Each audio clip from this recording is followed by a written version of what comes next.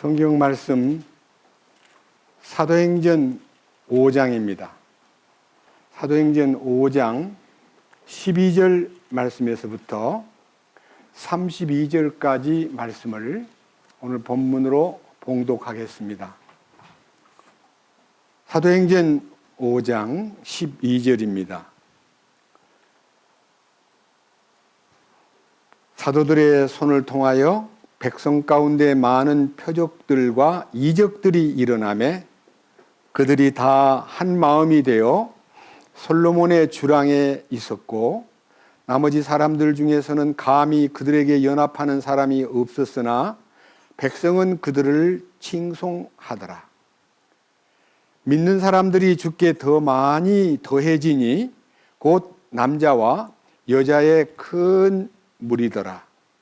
심지어 그들이 병든 사람들을 거리로 데리고 나가서 침상과 자리에 누이고 베드로가 지나갈 때에 최소한 그의 그림자라도 그들 중에 몇 사람에게 덮이기를 바라더라. 주변 도시들에서 나온 무리도 병든 사람들과 부정한 영들에게 괴로움을 당하던 사람들을 데리고 예루살렘에 왔는데 그들도 다 고침을 받으니라. 이에 대제사장과 또 그와 함께 있던 모든 자들 그 사두개인들의 분파가 분노가 가득한 채 일어나 사도들에게 손을 대어 그들을 일반 감옥에 가두었으나 주의 천사가 밤에 감옥 문들을 열고 그들을 데리고 나와 이르되 가서 성전에 서서 이 생명의 모든 말씀을 백성에게 말하라 하매 그들이 그 말을 듣고 아침 일찍 성전에 들어가 가르치니라. 그러나 대제사장과 또 그와 함께 있던 자들이 와서 공회와 이스라엘 자손의 모든 원로들을 함께 부르고 사람을 감옥에 보내어 그들을 데려오게 하니라. 그러나 직무수행자들이 가서 보매 그들이 감옥에 있지 아니하므로 그들이 돌아와 고하여 이르되 우리가 보니 참으로 감옥은 매우 안전히 잠겼고 간수들은 밖에서 문 앞에 서 있었나이다. 그러나 우리가 열고 보니 그 안에 한 사람도 없었나이다 하매 이에 대제사장과 성전의 경비대장과 수제사장들이 이 일을 듣고 이것이 어디까지 커질지 염려하며 그것들에 대해 의아해 하더라. 그때 어떤 사람이 와서 그들에게 고하여 이르되 보소서 당신들이 감옥에 가두었던 사람들이 성전에 서서 백성을 가르치고 있나이다 하매 이에 경비대장이 직무수행자들과 함께 가서 폭력을 쓰지 않고 그들을 데려왔으니 이는 백성이 자기들을 돌로 칠까봐 그들이 그들을 두려워하였기 때문이더라. 그들이 사도들을 끌어다가 공회 앞에 세우니 대제사장이 그들에게 물어 이르되 너희가 이 이름으로 가르치지 말라고 우리가 너희에게 엄히 명령하지 아니하였느냐? 그런데 보라 너희가 너희 교리를 예루살렘에 가득하게 하였으며 또한 이 사람의 피를 우리에게 돌리고자 하는도다 하니라. 이에 베드로와 다른 사도들이 응답하여 이르되 우리가 사람들보다 하나님께 순종하는 것이 마땅하니라. 너희가 나무 위에 매달아 죽인 예수님을 우리 조상들의 하나님께서 일으키시고 이스라엘에게 회개와 죄들의 용서를 주시려고 하나님께서 자신의 오른손으로 그분을 높이사 통치자와 구원자가 되게 하셨느니라. 우리는 이 일들에 대하여 그분의 증인이요 하나님께서 자신에게 순종하는 자들에게 주신 성령님도 그러하니라 하더라. 32절 말씀까지 본문을 봉독했습니다. 다시 한번 기도드리겠습니다. 은혜와 긍휼이 풍성하신 주님, 오늘은 사도행전 5장의 12절 말씀 이하의 말씀을 32절까지 봉독했습니다. 이 거룩한 말씀에 숨어있는 하나님의 능력과 신비와 거룩한 뜻이 우리에게 열려서 우리들이 이 아침에 이 말씀을 통해서 주님의 은혜를 더 깊이 느끼고 우리의 삶 속에 생활의 변화가 있고 우리 주님 오실 날이 매우 임박한 이때에 우리는 신부로서 참으로 아름답고 이쁜 신부로 주님 앞에 발견되는 사람들 모두가 될 수 있도록 인도해 주시옵소서. 이 비천한 자의 입을 통해서 주의 거룩한 말씀을 선포하려 할 때에 제게 맡기지 마시고 주님이 친히 기름 부음 안에서 우리에게 이 말씀을 열어주시고 이 말씀을 통해서 주님의 크신 은혜와 능력을 우리 자신들이 체험할 수 있도록 돌봐 주시옵소서. 우리를 구원해 주시고 진리의 길로 인도하시는 거룩하신 주 예수님 이름으로 기도드렸습니다. 아멘. 오늘 읽은 이 본문 말씀은 여러분들과 제가 그냥 문자 그대로 생각을 해봐도 참으로 기이하고 놀라운 일입니다. 제가 지난 주일에 바로 그 5장 1절에서부터 11절까지 아나니아와 삽비라가 갑자기 두 사람이 성령을 속인 죄로 하나님 앞에 거짓말한 죄로 현장에서 즉사했습니다. 이 두 분이 돌아가시고 나면요, 어디든지 갑자기 사람이 죽으면요, 그 분위기가 침체가 되고요, 굉장히 마음들이 이렇게 가라앉아요. 어떻게 그렇게 될 수가 있나? 하나님이 그렇게 무서워. 이렇게 이제 분위기가요, 가라앉게 되어 있습니다. 그럼에도 불구하고 오늘 읽은 본문을 보면요, 놀라운 역사가 일어납니다. 왜 그랬을까요? 왜 사람이 둘이나 죽었는데 상갓집 같이 침울해지고 다운되고 그리고 막 외로워지고 힘들어지는 분위기가 돼야 되는데 엄청나게 놀라운 역사가 막 분출하는 이런 분위기가 된 거예요. 저는 한마디로 말씀드리겠습니다. 사탄의 침투를 단호하게 막았기 때문에 성령이 충만하게 역사하더라는 거예요. 자, 보세요.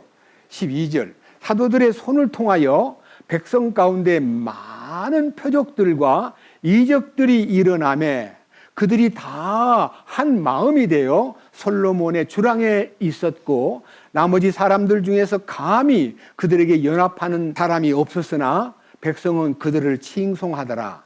믿는 사람들이 주께 더 많이 더해지니 곧 남자와 여자의 큰 무리더라. 여기에 이 놀라운 표현이 있는데요. 여러분들은 이 누가라는 의사가요, 누가복음을 기록할 때의 배경을 제가 사도행전 첫 번째 강의 때 말씀을 드렸고 그걸 우리가 두 번이나 들었습니다. 주일날 설교를 직접 했고 몇 주 전에 제가 자리를 빌 때 그 설교를 같이 나누었습니다. 누가는 의사인데요, 이 편지 누가복음을 쓸 때 헬라인을 대상으로 썼고 이 두 번째 사도행전도 헬라인, 그 당대 가장 문화가 발달하고 철학이 융성한 이 헬레니즘 문명 속에 살고 있는 그들에게 이 거룩한 말씀을 줄 때에 유대 땅에서는요, 오병이어로 떡 5개와 물고기 2마리로 베세다 광야에서 5,000명을 먹였는데요, 그 숫자를 이렇게 얘기합니다. 여자와 아이들 외에 5,000명이었더라. 그 당시 사람 숫자를 셀 때요, 20세 이상의 남자만 세하래요. 여자들도 숫자에 못 넣고요, 애들도 아직은요 숫자에 못 넣어요. 그러니까 5,000명 먹은 게 아니라 여자와 아이들을 다 보태면 2만 명이 될지도 몰라요, 인구 분포상. 근데 여자와 아이들이라고 이름을 빼고 남자만 5,000명이었다라고 할 정도로 여자들의 존재가 숫자에도 가입을 못할 정도로 조금 이렇게 제껴져 있었어요. 만약 오늘 우리 교회를요, 여러분들이 옛날 유대인 방법으로 여자와 아이들 외에 20명이었더라.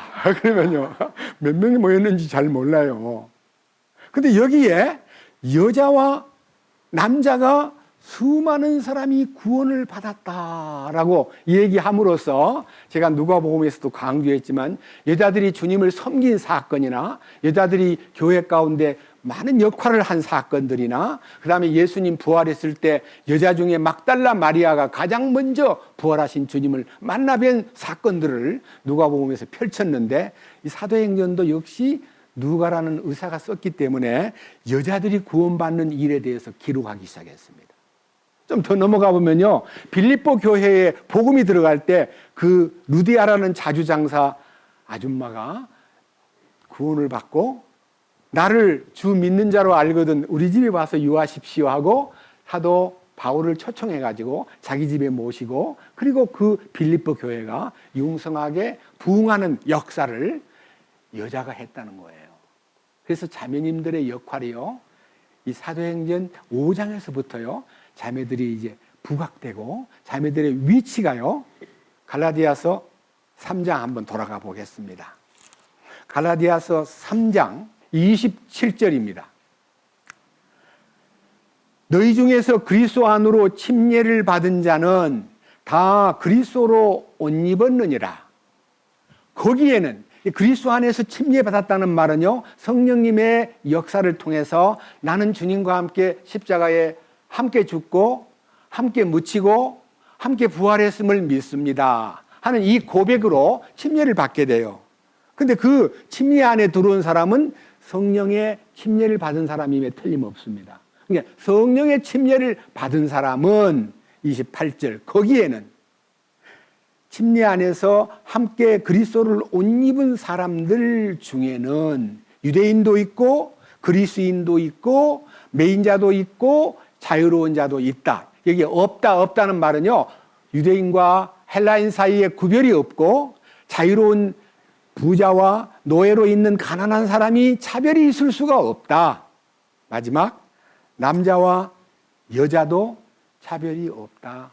이렇게 딱 결정이 됐기 때문에 여기 계신 여러분들이 이제는요, 숫자에 못 들어가는 자매님들이 아니라 당당하게 주님 상속 유업에 동참하고 왕권에 동참할 분이라는 사실을 자매님들 깊이 간직하시기를 바랍니다.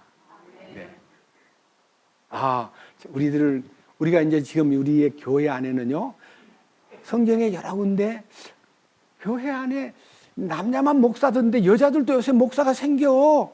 이렇게 하는데 이 부분에 대해서도요, 성경 여러 군데 여자가 남자를 가르칠 수 없다고 되어 있는데 과연 이 부분에 대해서 시대가 우리에게 여자가 목사가 돼서 강단에서 남자를 가르치는 문제가 옳으냐 그러냐 하는 문제를 놓고 주님께 여쭤보면요, 주님이 그 일에 대해서 새로운 해답이 있으리라고 믿습니다. 무조건 아니야, 그러면 안 돼, 틀렸어, 이렇게 단안을 내릴 게 아니라 우리는 좀 더 신중하게 생각해야 됩니다. 제가 지난 주간에요, 자매님들 중에서 몇몇 분들이 저에게 개인적으로 문자도 오고 전화가 와가지고 막 전도를 하고 싶은데 지난 수요일 날 메시지를 듣고 막 새 힘을 얻었습니다. 전도를 어떻게 해야 됩니까? 하고 전도를 더 강력하게 이 복음의 동역자가 되고 싶다는 갈망을 들었을 때 저는 매우 가슴이 부풀었습니다. 주님, 인도해 주십시오. 그들의 입을 열어서 주님을 증거하는데 부족함이 없도록 주님께서 공급해 주십시오 라고 기도를 드렸습니다. 그런데 여기에 오늘 이제 본문 안에는요, 놀라운 일이 일어나고 있는데, 자, 다시 12절을 봅니다.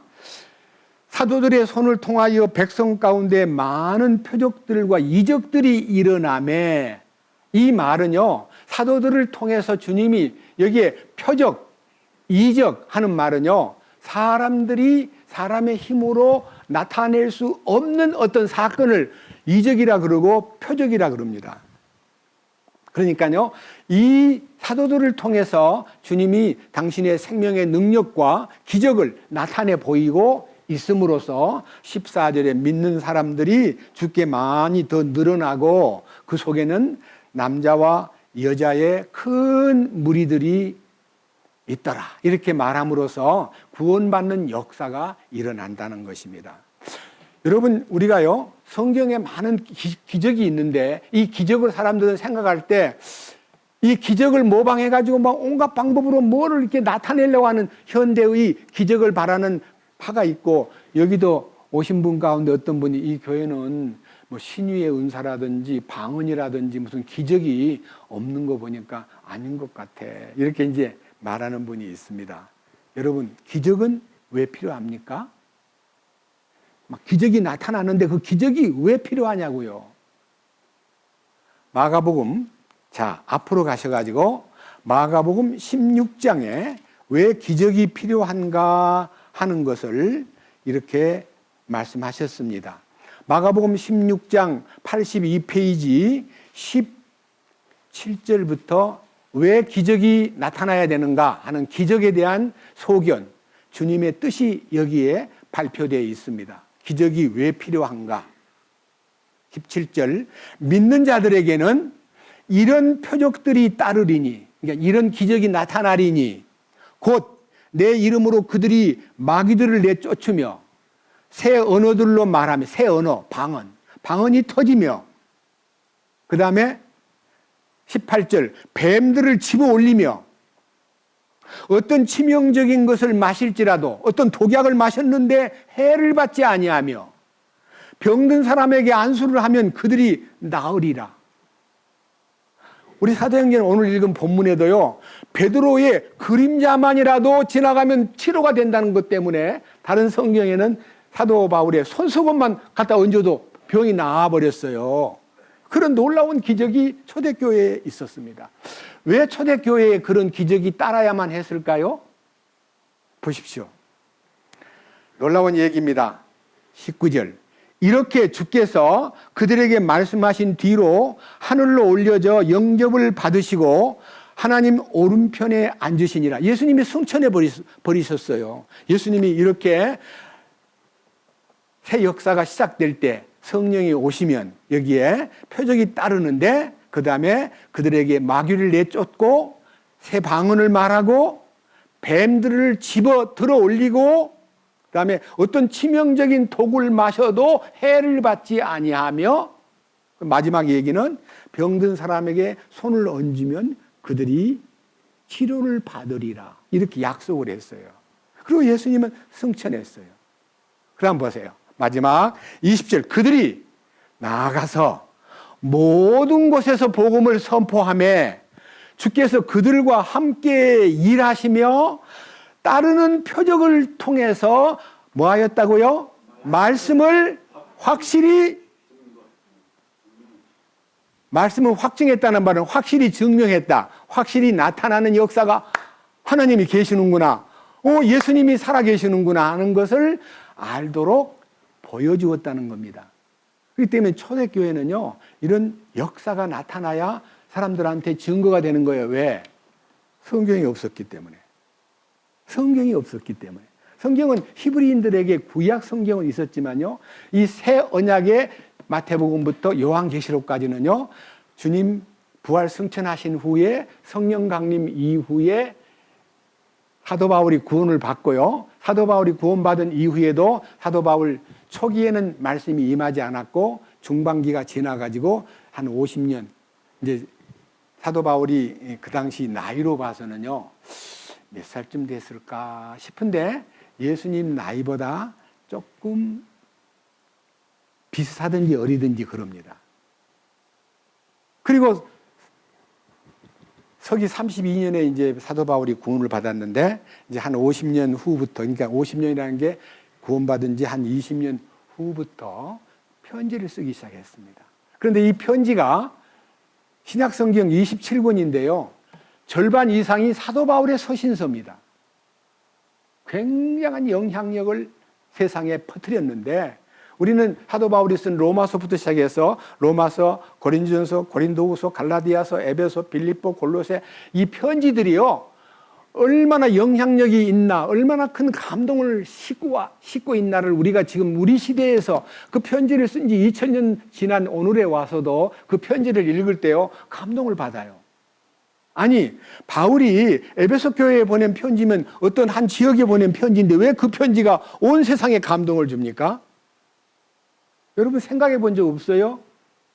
로마에 보내신 로마서가 어떻게 인류에게 구원의 기본이 되고 우리를 감동시키고 로마서 6장에서 보니까 난 죽었어. 로마서 8장에는 생명의 성령의 법이 죄와 사망의 법에서 나를 해방시켰단 말이야. 로마서 12장 보니까 놀라운 축복이 우리 삶 속에 나타나. 이렇게 해서 자신이 그 로마서를 통해서 큰 은혜를 선포하는 사람이 많이 생기고 있고, 로마서 6장 읽어봐, 로마서 8장 읽어봐, 로마서 12장도 읽어봐, 로마서 9장부터 11장까지 읽어보면 유대 민족의 구원의 계획이 들어있어 하고 우리가 이제 흥분할 만큼, 왜 주님께서는 사도 바울을 통해서 로마서를 쓰게 했는데 그 로마서가 세계 민족들에게 다 통하게 쓰여졌을까 하는 것은 하나님만 하실 수 있는 기적이잖아요. 이해하시겠습니까? 놀라운 일이에요.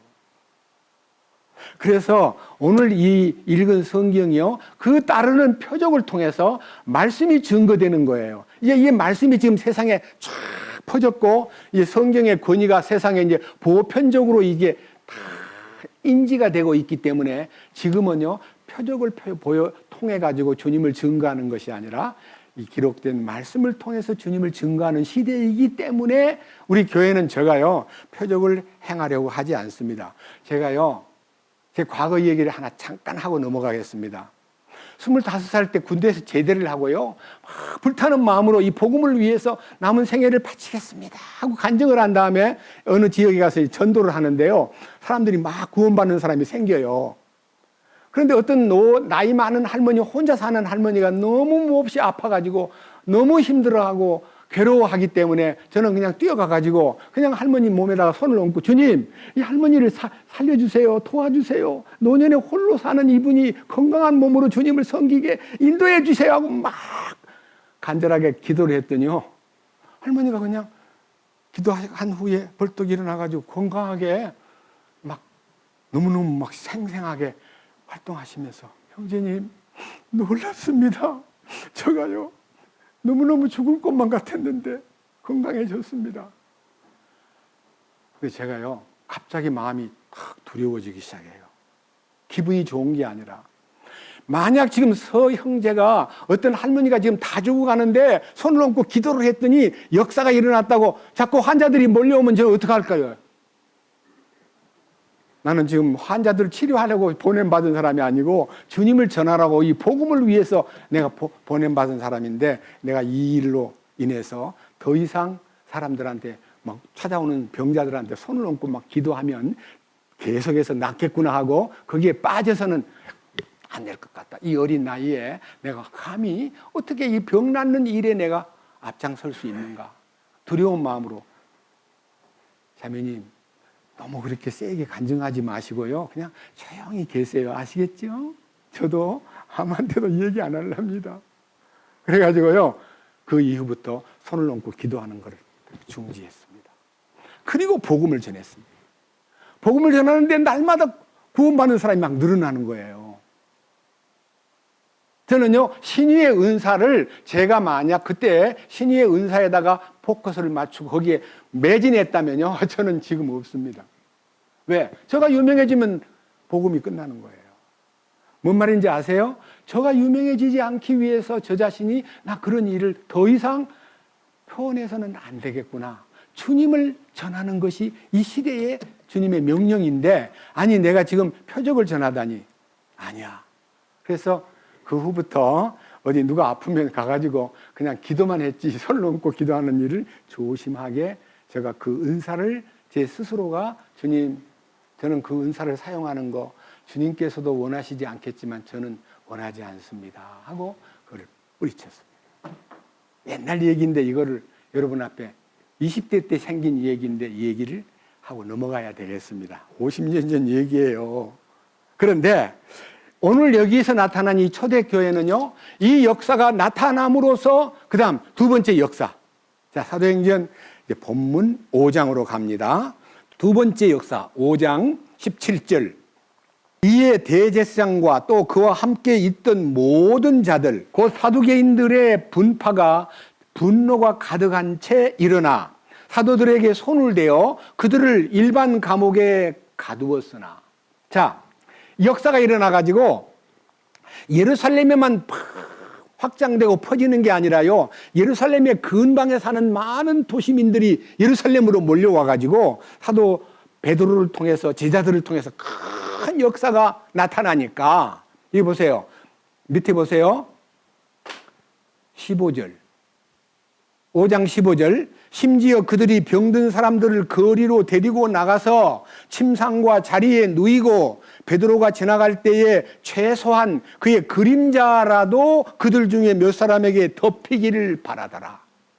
주변 도시들에서 나온 무리도 병든 사람, 부정한 영들에게 괴로움을 당하던 사람들을 데리고 예루살렘에 왔는데 그들도 다 고침을 받으니라. 큰 부흥이 일어난 거예요. 여기서 여러분 한 가지요. 저 같은 쫄자는요, 내 이름이 날까봐 그런 일들을 감히 말을 못했는데 베드로는 이름이 막 아무리 나도요. 여러분, 내가 무슨 신령하다고 생각하십니까? 나는 아닙니다. 주님이 사셔서 이렇게 하셨습니다. 여러분이 죽인 주님께서 일어나셔가지고 이 사람을 낫게 했습니다 하고 주님만 전하는 사도 베드로의 그 용기 있는 선포가 사도 베드로를 있게 했고 그 역사가 지금까지 이어진다는 사실을 잊어서는 안 될 것입니다. 자, 여기에 17절 이해라는 말은요, 그렇게 하는 것을 보고 너무너무 놀란 대제사장과 그와 함께 있던 많은 소위 말하는 그 지도자들이 막 사도들에게 이제 손을 대가지고 여기 18절을 보면 감옥에다가 집어넣어 버렸습니다. 사도들을 잡아다가 감옥에다 집어넣어 버린 거예요. 보세요. 그 다음 19절. 주의 천사가 밤에 감옥 문들을 열고 그들을 데리고 나와 이르되, 감옥 문을요, 천사가 와서 열었다는 말은요, 초소에 지키는 감옥에 간수들이 다 있는데도 그들의 눈을 가려버리고 베드로와 사도들을 다 감옥에서 끌어내가지고 뭐라고 하냐면요, 20절. 가서 성전에 서서 이 생명의 모든 말씀을 백성에게 말하라. 이 명령이요, 천사로부터 전달된 거예요. 그러니까 감옥의 문이 쫙 열리면서 그들이 그냥 풀려났는데 간수들은 전혀 문이 열린 것도 못 보고 문이 닫힌 것도 못 보고 나가는 것도 못 보고 그냥 못 봤어요. 보세요, 밑에. 자, 21절. 그들이 그 말을 듣고 아침 일찍 성전에 들어가 가르치니라. 그러나 대제사장과 또 그와 함께 있던 자들이 와서 공회와 이스라엘 자손의 모든 원로들을 함께 부르고 사람을 감옥에 보내어 그들을 데려오게 하니라. 그러나 직무수행자들이 가서 보매 그들이 감옥에 있지 아니하므로 그들이 돌아와 고하여 이르되, 우리가 보니 참으로 감옥은 매우 안전히 잠겼고 간수들은 밖에서 문 앞에 서 있었나이다. 그러나 우리가 열고 보니 그 안에 한 사람도 없었나이다. 기가 막힌 기적입니다. 아니, 간수도 아무 문제 없이 탁 초소에 서 있는데 문을 또 열어보니까 감옥에 있던 사도들이 어디로 가버렸어요. 문도 닫혀 있고 간수도 차 서 있는데 사람이 없습니다. 어떻게 빠져나갔는지 그들이 알 리가 있어요? 또 얘기합니다. 또 뭐라 그러는 거 아니에요? 24절. 이제 대제사장과 성전의 경비대장과 수제사장들이 이 일을 듣고 이것이 어디까지 커질지 염려하며 그것들에 대해 의아해하더라. 깜짝 놀래가지고, 아니 어떻게 된 거야? 서로 쳐다보면서 어떻게 된 거야? 아니 이 속에 있는 죄수들이 어디로 갔어?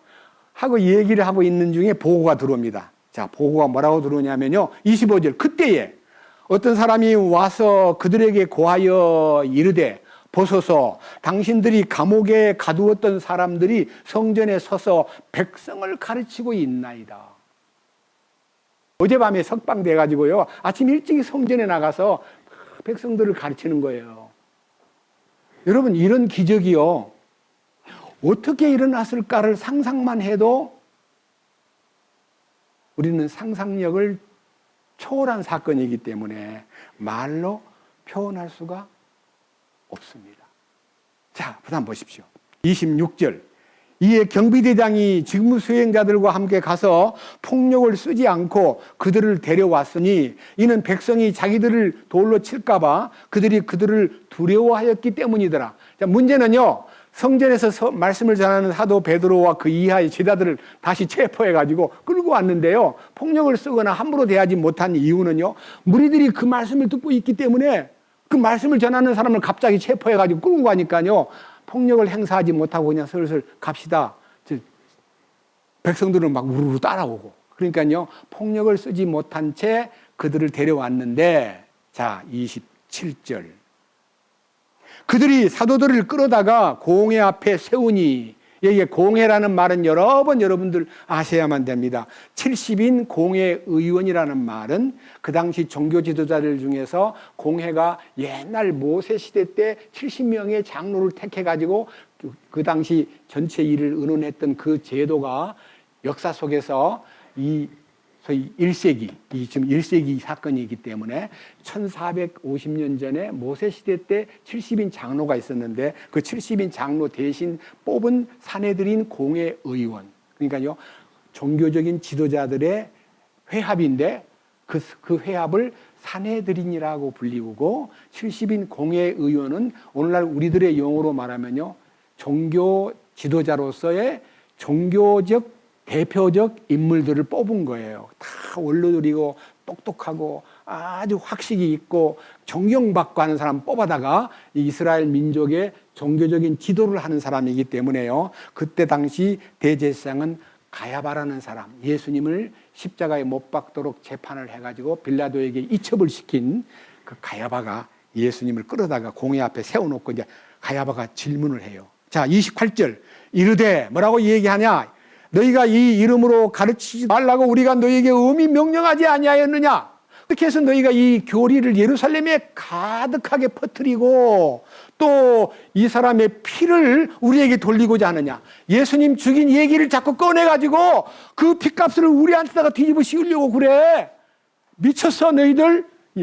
예수님 죽으신 것을요, 제가 여기 지금 사도행전에서 한 10번 나오는데요, 사도행전 5장 성령이 임했을 때에 사도 베드로의 입을 통해서 예수님이 왜 죽었는가를 5번 얘기했는데요. 그 5번이라는 말은 성경에 굉장한 의미가 있어요. 5번이 뭐냐 하면요, 5이라는 숫자는 책임 숫자예요. 여러분 모세 오경 하면 오경 5권, 이 5권이라는 5라는 숫자는 여보세요, 5잖아요. 양쪽 손 발가락 다 5. 우리 속에 4장 5장 6부 알지? 5장. 이 조직이에요. 하나님이 5을 통해서 굉장히 많은 일을 하셨기 때문에 여기에 놀라운 얘기가 5 속에 포함되어 있습니다. 마음에다가 5이라는 숫자는 책임수이면서도 조직적인 수를 얘기한다. 그걸 잊지 마시기 바랍니다. 그런데 너희가 예수 죽인 얘기를 자꾸만 꺼내가지고 우리를 굉장히 코너에 모는데 말하지 마. 그런 말 하면 안 돼. 너무너무 아주 기분이 안 좋아가지고 예수님 죽인 얘기를 이들이 자꾸만 꺼내는 걸 제가요, 일부러 이렇게 메모를 해가지고, 이렇게 말했기 때문에 이 사람들이 예수의 피값을 우리에게 돌리려고 그러는 거야! 하고 대제사장이 소리를 지르는 걸 보니까요, 한번 살펴보고 넘어갑시다. 사도행전 2장부터 제가 이 5번에 걸친 얘기를요, 아마 여러분들이 꼭 짚고 표시했다가 나중에 전도할 때 사용하시면 참 좋겠습니다. 먼저 2장, 사도행전 2장 23절. 자세히 들어보세요. 23절. 사도행전 2장 23절이 1번입니다. 그분께서 하나님의 정하신 계획과 미리 아심을 통하여, 하나님은 다 알고 계셨다는 거예요. 하나님이 예수님 죽는 거 계획하셨어요.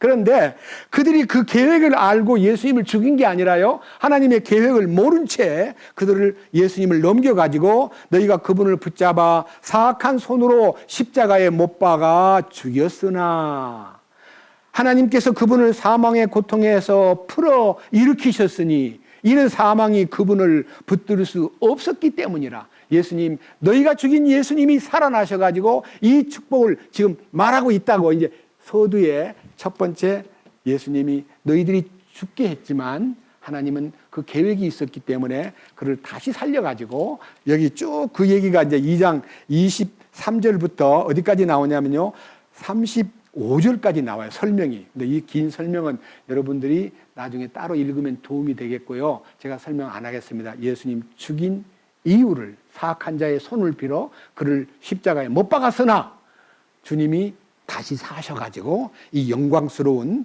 주님의 뜻을 전하는 이 놀라운 사건을 이제 아주 이제 사도행전 2장의 사도 베드로의 설교를 통해서요 강하게 너희가 죽인 예수라고 지적을 했습니다. 그 다음 결론 36절 뭐라고 됐습니까?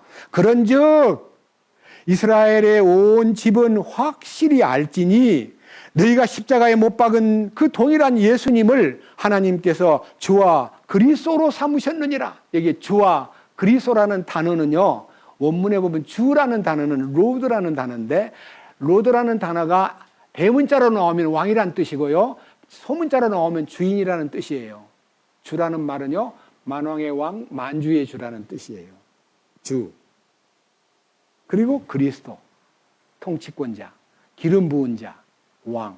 그러니까요 너희가 죽인 예수께서 지금 왕으로 오셨고 통치권자로 오셨단 말이에요 하고 그들한테 이제 너희가 죽인 예수가 두 번째 강력한 얘기를 통해서요 강하게 막 쏘아붙이니까요 그들이 마음에서 깨달아진 거예요.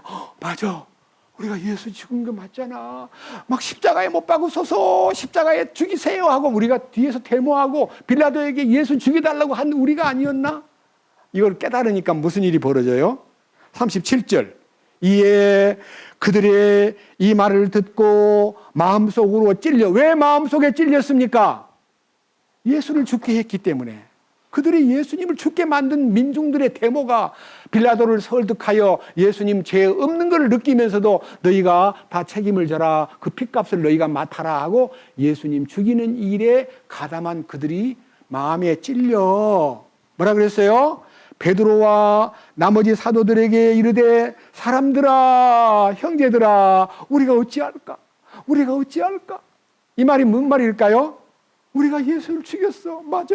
우리가 어떻게 하면 돼요? 이렇게 회개가 일어난 거예요. 이게 예수 죽인 것에 대해서 자기가 책임을 느끼면요 거기서 뭐가 일어납니까? 우리가 어찌할까 하는 하나님을 향해서 회개의 첫 번째 음성이요 다른 거 아니에요. 제가 예수를 죽였습니다. 예수님을 죽였습니다. 끝나는 게 아니라요 우리가 어떻게 해야 됩니까?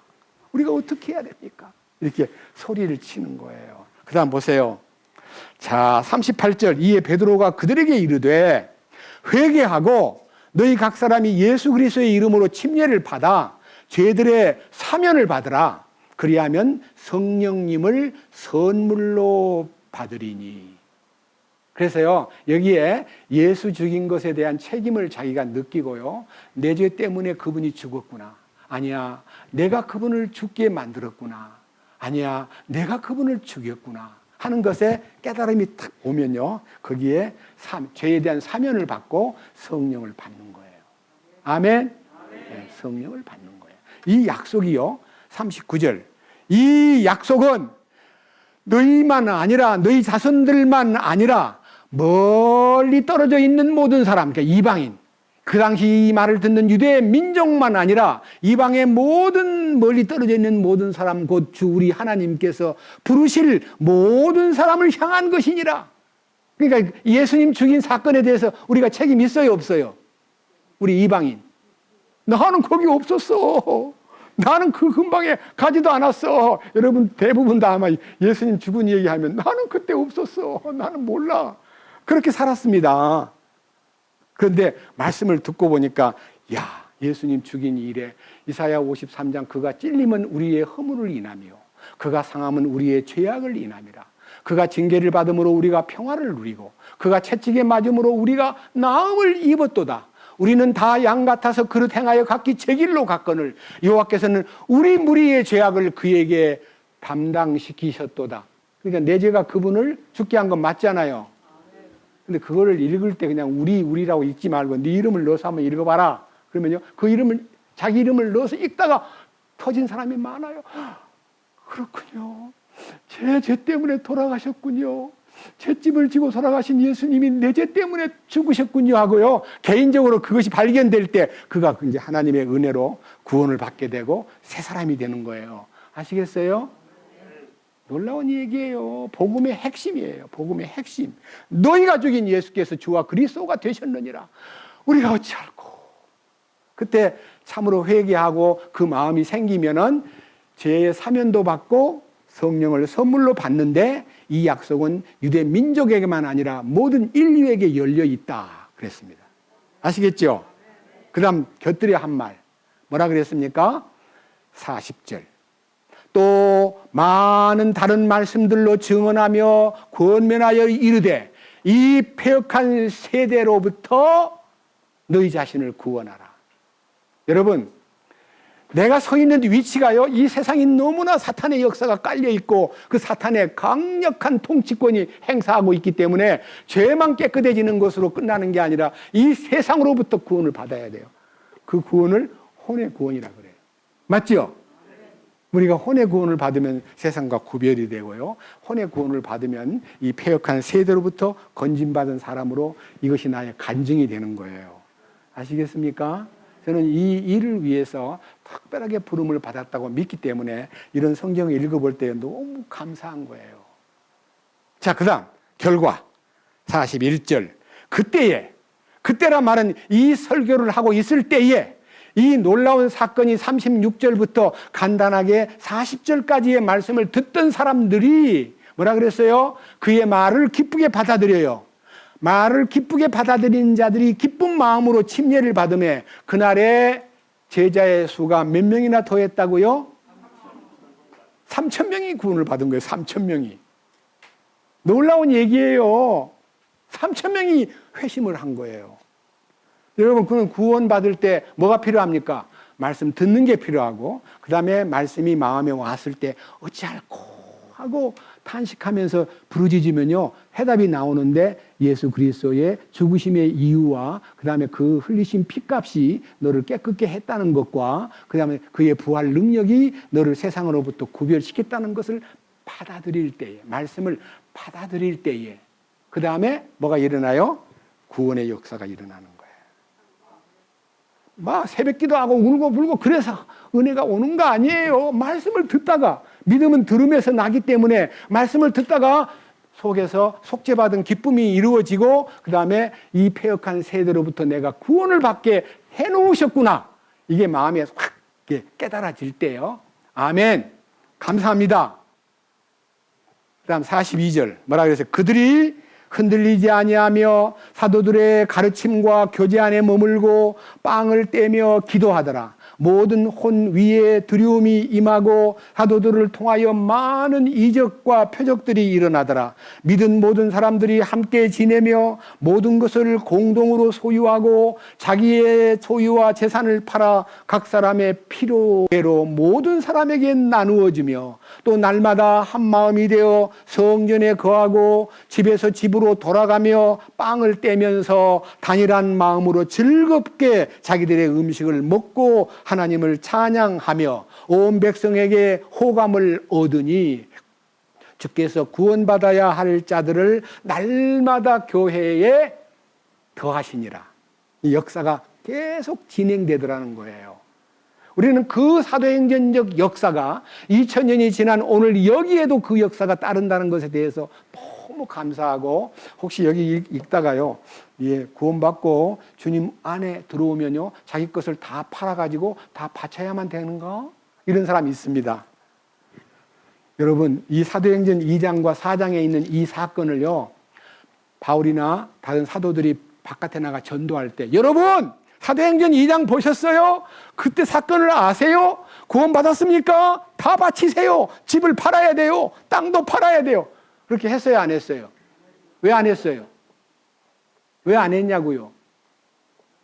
초대교회의 출발점에서는 그게 알파야, 알파. 출발점에서는요, 기초공사를 위해서 자기 있는 걸 전부 다 쏟아 부어서 교회가 딱 기초가 서버렸어요. 기초공사를 또 해야 또 안 해요. 기초공사 하다 말고 또 하자 하고 또 위에다 올려요? 기초공사는 끝났어요. 이제 건물 세워야 돼요. 이 시대는요, 기초공사는 사도행전 2장부터 4장에 일어났고요, 그 공사가 끝났기 때문에 그런 얘기를 더 이상 강조하지 않아요.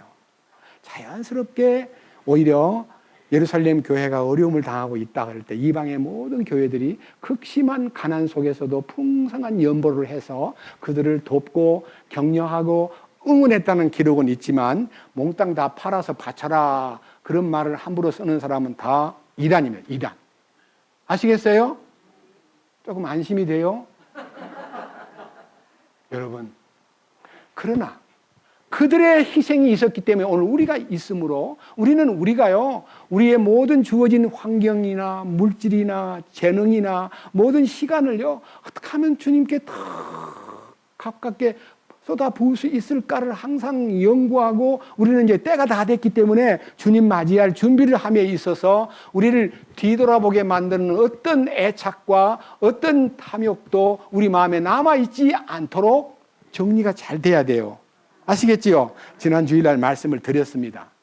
우리 안에 뒤돌아보게 만드는 어떤 것도 그날에 사람이 지붕 위에 있고 주님이 가자 그럴 때 집 안으로 내려오지 말 것이요, 그 다음에 들에 있는 사람은 겉옷을 가지려 뒤로 돌이키지 말지니라. 그게요, 우리들의 신앙적인 이 상태와 너무 겹쳐 있는 거예요. 유대 민족에게만 아니라 우리들에게도 그 말씀이 주님 부르실 때 이 세상에 여운을 남기고 우리 마음이 거기에 돌아가서는 안 된다 하는 것을 가르쳐 주신 말씀이라는 것을 잊지 마시기 바랍니다.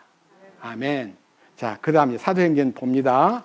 자, 이제는 감옥에요, 갇혀선 사람이 막 이제 큰 역사를 하니까 데려다가 막 야단을 치는 거예요. 여기 28절 너무 놀라운 얘기를 아까 읽었지요. 5장 28절. 뭐라고 읽었습니까? 너희가 이 이름으로 가르치지 말라고 우리가 너희에게 엄히 명령하지 아니하였느냐. 그런데 보라, 너희가 너희 교리를 예루살렘에 가득하게 하였으며 또한 이 사람 예수님의 피를 우리에게 돌리고자 하는도다. 우리에게 돌리고자 하는도다. 예수님 죽인 얘기를 갖고 자꾸 얘기하지 마. 너 그거 싫어. 근데요, 어찌할꼬 하고 무릎을 꿇는 사람은 구원을 받고요, 그거 예수님 너희가 죽였다는 얘기를 막 넌더리가 막 고개 돌리고 뭐라고 얘기해, 책임 없어 우리는, 이렇게 예수님 죽인 죄에 대해서 책임 없다고 말하는 가야바나 장로들이나 그 당시에 있는 유명한 분들은 다 구원을 받지 못하고 탈락했습니다. 아시겠습니까? 이들은 더 완강하게 거절하고 어디까지 간 줄 아세요? 얘기를 듣다 말고요, 자기들끼리 죽여버립시다, 이렇게 해요. 죽여버리자고. 사도들을 죽여버리자고. 넘겨보세요. 다음 주에 해야 되는데 한 절 읽어보겠습니다. 자, 5장 33절. 뭐라 그랬습니까? 그들이 그의 말을 듣고 마음이 상하여 그들을 뭐 하려고 운운하니라? 그래요. 사탄의 역사가 또 나타나는 거예요. 예? 아나니아와 삽비라를 거짓말하게 만들어가지고 죽게 만든 그들이 사탄의 강력한 소위 말하는 충동에 의해서 사도들을 죽여버립시다. 그런데요, 다음 주일날 얘기하겠습니다만 그 공회의원 가운데 아주 신실한 양심적인 인물 한 분이 있었는데 가말리엘이라고 하는 사도 바울을 가르친 스승이 계셨어요. 그러면 안 됩니다. 함부로 그렇게 나서면 안 됩니다 하고 제재하는 얘기가 나오는데 그 얘기는 다음 주일날 하겠습니다. 문제는요, 오늘 우리가요, 이 땅에 예수 그리스도를 전하는 이 일의 핵심이 뭐냐면요, 내 죄가 그분을 죽게 했다는 것에 대한 눈을 뜨는 것이 기독교의 기본 진리의 초보를 딱 발견하는 거예요. 예수님이 내 죄를 위해서 죽었다는 것을 깨달아야 속죄를 받고 죄의 사면도 받고 성령을 선물로 받고 패역한 세대로부터 구원받을 수 있는 비전이 열리는 거예요. 근데 사람들이 지금 그 기본을 깨닫지 못한 채 예수 믿는다고 몇십 년을 투자했는데 구원 받으셨어요? 죄사함 받으셨어요? 그러면 뭔 말인지 모르겠는데요? 나 주님 영접했어요. 이렇게 해서 어떻게 영접했나요? 우리 목사님하고 같이 기도하다가요, 기도를 따라하라 합디다. 영접 기도합시다. 따라하세요. 주님, 오늘부터 주님을 마음에 영접하겠습니다. 주님을 구주로 영접하겠습니다. 주님 나 위에 죽으신 것 제가 믿습니다. 제 모든 죄를 다 담당하신 것도 믿습니다. 오 주님, 이제 오늘부터 주님을 영접합니다. 아멘. 따라해가지고 자기가요, 영접 기도를 했기 때문에 영접하는 자가 된 걸로 알아요. 요한복음 1장 12절에 영접하는 자, 곧 그 이름을 믿는 자들에게는 하나님의 자녀가 되는 권세를 주셨느니라. 나는 자녀가 됐습니다. 자녀가 됐다고 영접 기도를 해가지고 이제 자기가 주님을 만났다고 얘기하는 사람이 상당히 많아요. 어떤 면에서요? 가짜예요. 왜?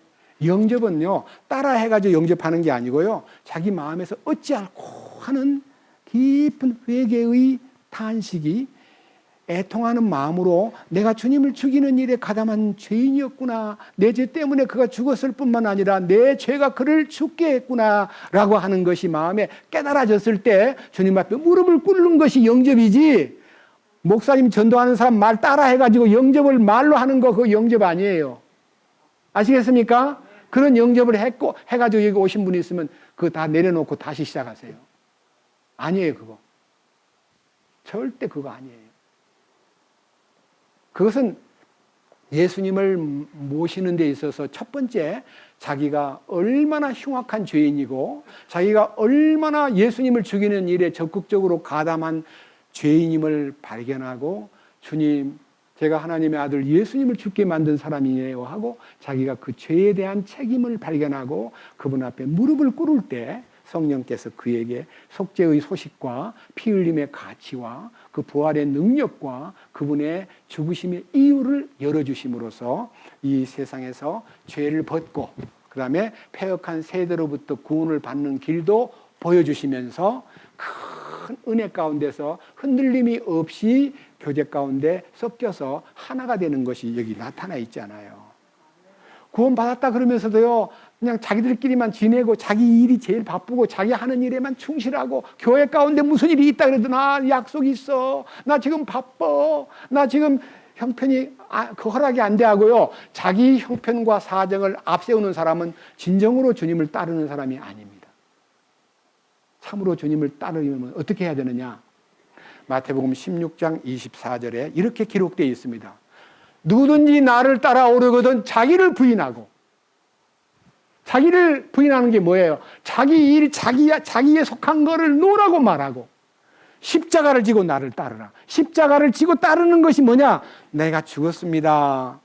내가 그리스도와 함께 십자가에 못 박혔나니 그런즉 이제는 산 것이 아니요 내 안에 그리스도께서 사신 것이라고 하는 그 간증이요 속에서 자꾸만 솟구치면서 자신을 부인하는 삶이 시작돼야 십자가를 따르는 삶이 열리는 거예요. 아시겠어요? 자기 핑계대고 뭐 일 핑계대고 뭐 사정이 어떻고 뭐 우리 애가 어떻고 뭐 우리 집에 어떻고 우리 남편이 지금 아팠고 이렇게 해가지고 그런 걸 핑계대가지고 주님 따르는 걸 주저하는 사람은 십자가에 연합된 사람이 아니라는 것을 마태복음 16장 24절에서 밝히 보여주었습니다. 저는 저가 꽤 제 자신을 옹호하고 변명하고 제 일이 막 주어진 것이 너무 많기 때문에 이 일은 주님을 위한 일이라는 명분하에 무슨 일이 생기면요 바빠요, 전도할 일이 있어요, 이렇게 제가 계획 세운 거를 이행하느라고 다 교제 가운데 주님이 내리는 명령을 상당히 미루고 살았던 사람 중에 하나였습니다. 제가 마음 먹고 계획한 것이 최우선적으로 집행돼야 되고 그 일을 위해서 올인하고 나머지 무슨 얘기가 나오면 바빠요, 사정이 있어요, 선약이 있어요 이렇게 하고 거절했어요. 그런데 십자가에 연합되고 난 다음에요 주님이 주신 명령이 딱 하달되면 내게 세웠던 계획이나 모든 사정이나 모든 이유를 다 내려놓고 주님 따르겠습니다. 가라 하면 가고 오라 하면 오고 하라 하면 하나이다. 말씀만 하옵소서. 이런 이제 스탠바이 하는 신앙인이 되었습니다. 여러분도 그렇게 해야 돼, 안 해야 돼요? 해야 돼요. 자기 뭐 사정 얘기하고 뭐 어쩌고 저쩌고 뭐 성경에는 그런 게 없어요. 자기를 부인해야 돼요. 자, 성경에는요, 출애굽기에 모세가 하나님을 만나가지고 모세야, 네 민족을 구하러 이집트로 들어가라 그럴 때요, 네, 기다렸습니다. 제가 그 일을 하려고 40살 때 시도를 했는데 이제야 부르십니까? 하고 나선 게 아니라요, 나이 80이 다 됐는데도 이분이 하는 말이, 주여, 나는 부족합니다. 나는 말이 어둔합니다. 나는 거기 가면 도저히 안 됩니다. 난 40년 동안 양머리만 하고 그 애굽의 문화를 익히고 왕의 세자로서 상당한 공부를 했던 과거가요, 양머리 40년 동안 하면서 다 깔아앉아 버렸어요. 주님 부르시니까요, 네, 기다렸습니다라고 나서지 않고요. 10번이나 no, no, no. 그게 뭔 줄 아세요? 나는 아닙니다. I am not 혹은 I am nothing입니다. 모세가 묻습니다. 하나님께서 저를 지금 가라고 명령하시는데 하나님 이름 좀 저한테 알려주십시오. 제가 거기 가서 하나님 이름을 좀 댈게요. 그랬더니 하나님이 I am that I am. 그거를 성경 번역은요, 나는 스스로 있는 자니라 이렇게 번역을 했어요. 그건 조금 번역이 지나치게 의역된 거예요. I am that I am 혹은 I am who I am이라는 말은 나는 이다이신 분이야. 그런 뜻입니다. 이다. 자, 나는 이다. 거기다가 안에다가 나는 생명이다. 나는 사랑이다. 나는 빛이다. 나는 진리다. 나는 길이다. 다 만유가 다 거기 그분 안에만 들어가면 모든 것이 다 가능합니다. 근데 여러분, 나는 누구예요? 나는 진리입니까? 나는 빛입니까? 나는 생명입니까? I am not. 아니에요. 잘난 척하고 똑똑한 척하고 자기가 대단한 인물이라고 착각했던 것이요. 성령 안에 그분이 이신 분, 그분이 이다이신 분 앞에 딱 서면요. 주님, 나는 아니에요. 나는 아닙니다. 그렇게 돼버리는 거예요. 제가 제 자신을 부인했기 때문에 이 강단에 지금 서 있는 거예요. 제가 제 자신을 아직도 인정하고 잘난 척하고 똑똑한 척하고 뭐 대단한 척하면은요, 주님이 넌 내려가. 난 너 안 쓸 거야. 아셔야 됩니다. 자기는 아니에요. 나는 철저히. 자기를 부인하는 것은요, 이다이신 분을 만났을 때 내가 아니라는 것을 확실히 확인하게 되고 그 앞에 모든 것을 내려놓게 되는 거예요. 나는 아닙니다. 이 나는 아닙니다가 시작돼야 신앙생활이 시작되는 거예요. 자기를 자꾸 내세우고 나는 지금 바빠. 나는 지금 굉장히 일이 많아. 나는 지금 뭐야. 나는 자기를 자꾸만 핑계대고 자기를 앞세우는 사람은 신앙생활이 더뎌지고 진리를 따르기가 어려워져요. 아시겠습니까? 굉장히 중요합니다. 자, 사도행전 5장으로 다시 갑니다. 28절. 이르되 너희가 이 이름으로 가르치지 말라고 우리가 너희에게 엄히 명령하지 아니하였느냐. 그런데 보라, 너희가 너희 교리를 예루살렘에 가득하게 하였으며 또한 이 사람의 피를 우리에게 돌리고자 하는도다 하니라. 우리에게 예수님의 죽은 얘기를 자꾸 꺼내가지고 백성들한테 선동하고 너희가 죽였다, 제사장들이 죽였다, 너희가 죽였다 자꾸 그러지 마세요. 우리 그 책임 없습니다 하고 예수님의 죽으심에 대한 이유를요, 가야바 자신이요, 책임 없다고 왜 그런 얘기를 자꾸 해가지고 우리를 힘들게 만드시오라고 하는 이 말은요, 십자가에 돌아가신 예수님을 거절하는 표현이라는 것을 아셔야 돼요. 자, 이제 성경 세 번째 사도행전에서 예수님 십자가에 돌아가신 사건을 강력하게 버티는 얘기를 3장에서 보겠습니다. 3장 13절. 아브라함과 이삭과 야곱의 하나님 곧 우리 조상들의 하나님께서 자신의 아들 예수님을 영화롭게 하셨느니라. 너희가 그분을 넘겨주었고 빌라도가 그분을 놓아주려고 결심하였을 때에 그 앞에서 그분을 부인하였으니 너희가 거룩한 분 곧 의로우신 분을 부인하고 살인자를 너희에게 달라고 구하여 생명의 통치자를 죽였도다. 그렇습니다.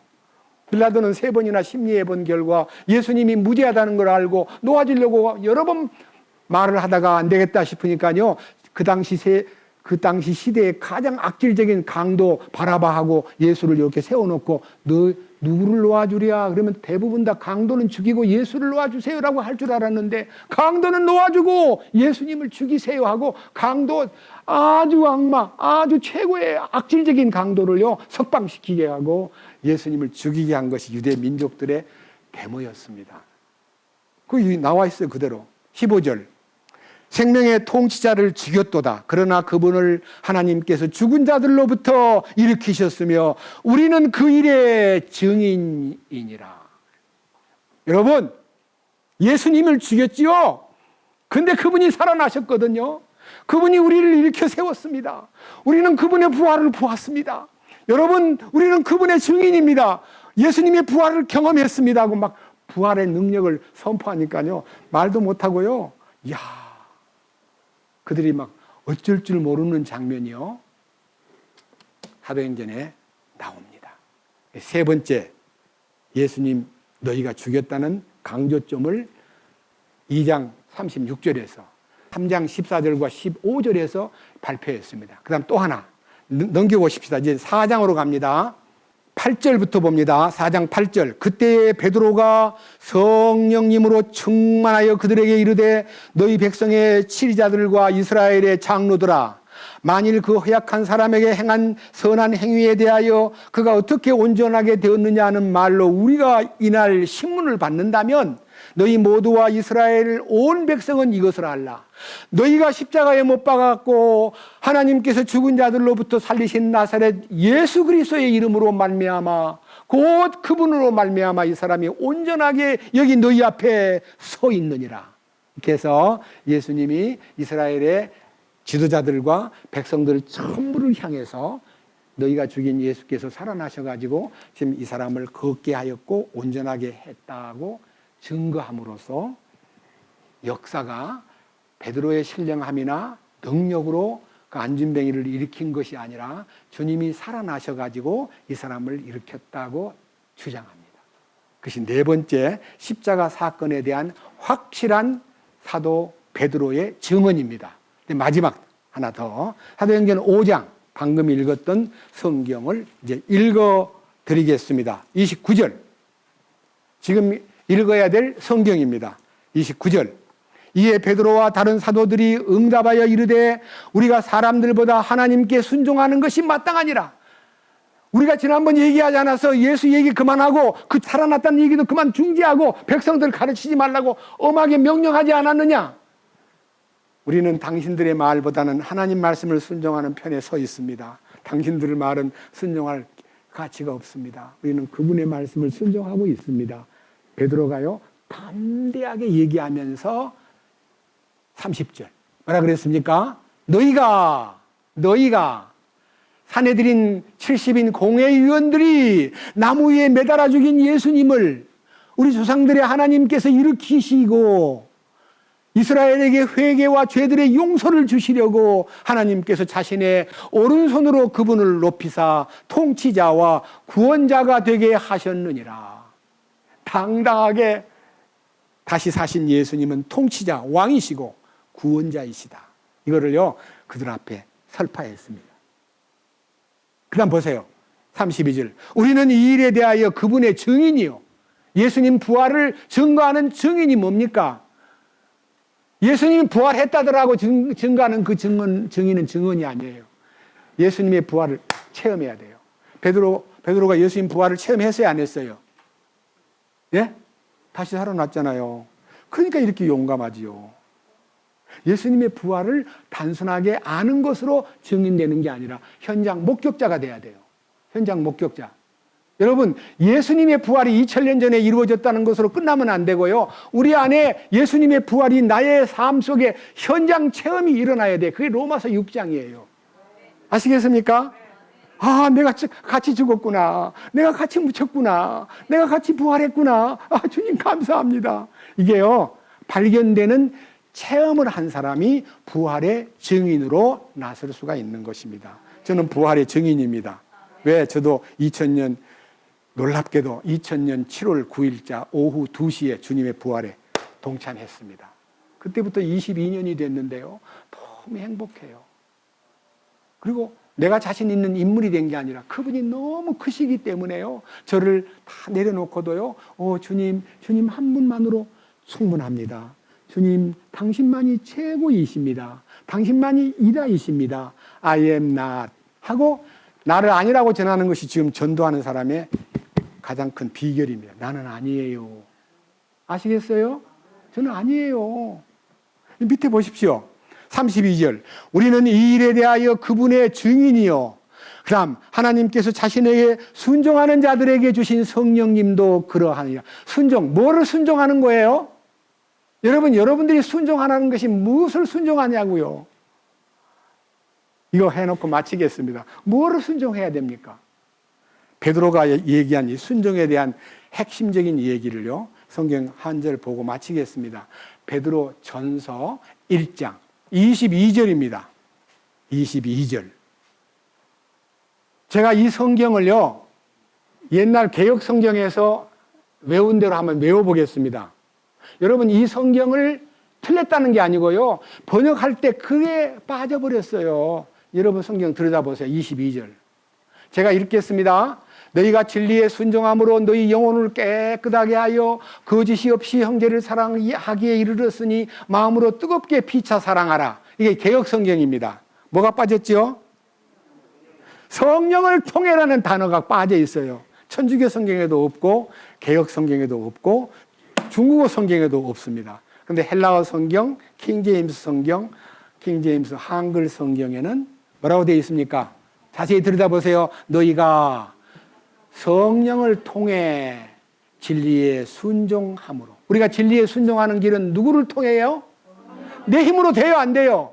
저는 이 30년이 가깝도록 진리에 순종하려고 노력을 했는데 안 되기 때문에 주님 나는 순종하고 싶어요. 그런데 왜 이렇게 안 되고 힘드나요? 막 용을 쓰고 순종하려고 그랬는데 순종이 안 돼요. 왜 안 됩니까? 이 속에 불순종의 영이 들어있기 때문에. 불순종의 영이 들어있으니까 순종이 안 돼. 껍데기로만 순종하려고 애를 쓸 뿐이고 안타까워할 뿐이지. 그런데요, 성령이 딱 오시면요, 이 악령을 내쫓아버려요. 그리고 성령이 나를 그 진리에 순종하도록 이끌어줘요. 성령을 통해 뭐함으로? 진리에 순종함으로 뭐가 돼요? 너희의 혼을 깨끗하게 하여라는 단어가 옛날 개역 성경에는 너희의 영혼을 깨끗하게 하여. 영혼 깨끗해지는 거 맞아요, 안 맞아요? 안 맞아요. 혼이에요, 혼. 혼이 뭐예요? 내 생각과 감정과 의지가 성령을 통해서 깨끗해지는데 그 깨끗해지는 것은 십자가에 연합을 할 때 그것이 이루어져요. 아시겠어요? 그리고 나서 비로소 뭐가 시작돼요? 네? 거짓 없이 형제를 사랑할 수 있는 사람이 된 거예요. 거짓 없이 형제를 사랑하는 게 뭘까요? 옛날에는요, 사랑한다는 것을 표현할 때 막 친절한 웃음으로 막 사랑합니다, 형제님. 그 웃음과요, 다정함이 사랑 아니에요. 그런 말 안 해도요, 속에서 끓어오르는 영에서 솟구치는 사랑이 주님의 사랑이 나타나야 그것이 참사랑이에요. 근데 그동안에 혼이요, 이 영에서 솟구치는 사랑을 딱 막고 있었어요. 근데 이 혼이 자리를 비키고 영 밑으로 예속되면 그때부터 참사랑이 피기 시작해요. 예? 주 예수의 참사랑을 내가 이제 알았네 하는 그 참사랑이, 이 혼이 뚜껑을 딱 닫고 있을 때는 어려웠는데요, 혼이 아래로 딱 예속이 될 때 깨끗해지고 복속할 때, 복속이란 말은요, 영에 복종하고 소속될 때에 참사랑이 솟구치기 시작해요. 아시겠습니까? 여기에 참사랑을 하기에 이르렀으니, 사랑하기에 이르렀으니, 거짓 없는 사랑을 하기에 이르렀으니, 그때부터 뭐가 돼요? 마음이 순수해져요. 마음이 순수해지는 게 뭐예요? 마음이요, 굉장히 지저분해요. 계산도 빠르고 뭐 욕심도 번복이 돼 있고 탐욕과 온갖 이기주의가 번복되어 있는 데서는 사랑이 안 나타나요. 그게 씻어져야 돼요. 예? 그게 사라져야 돼요. 욕심, 탐욕, 계산, 이기주의, 그 다음에 모든 똑똑하다고 생각하는 자부심, 이것들이 다 사라져요. 그 순간부터 뜨겁게 순수한 마음으로 사랑할 수 있게 된 거예요. 이 축복을 우리가 누릴 수 있고, 이 축복 안에서 머물러 주님 오실 날이 매우 임박한 이때에 여러분들이 변화받은 성도로서 합당한 길을 걸으시기를 주님의 이름으로 축원합니다. 기도드립시다. 주님 감사합니다. 오늘도 이 거룩한 말씀을 통해서 제자들이 참으로 주님 안에서 연합이 되고 말씀으로 붙들려 있었기 때문에 그렇게 아나니아와 삽비라가 죽어서 초상집이 된 그 교회 안에 성령의 역사가 새롭게 사탄의 권세를 물리치고, 그리고 주님을 전하는 이 일에 순수함과 거룩함과 완전함으로 쓰임을 받은 사도 베드로의 강력한 설교와 증언을 함께 살펴보았습니다. 산헤드린 회원이나 가야바 그리고 장로들, 유명한 제사장들이 사도 베드로와 그의 모든 주님의 일꾼들을 죽이려고 마음먹었지만 그것이 위협이 되는 것이 아니라 주님을 전하는 데는 그러한 핍박과 공격이 있어도 주님의 능력으로 능히 그것을 넘어설 수 있고 또 주님을 나타낼 수 있다는 데 대한 자부심을 갖게 만든 말씀을 오늘 우리에게 주셨습니다. 우리 모두가 뜨겁게 서로를 사랑하되 이 혼을 깨끗게 한 이 축복이 성령을 통해 진리의 순종함으로 시작된다는 사실에 대해서 눈을 뜨게 하시고 우리 주님을 따르기 위해서는 자기를 부인하고 십자가를 지고 따르는 것이 무엇인가를 깨달아 알도록 인도해 주옵소서. 우리 주 예수 그리스도의 이름으로 기도드렸습니다. 아멘.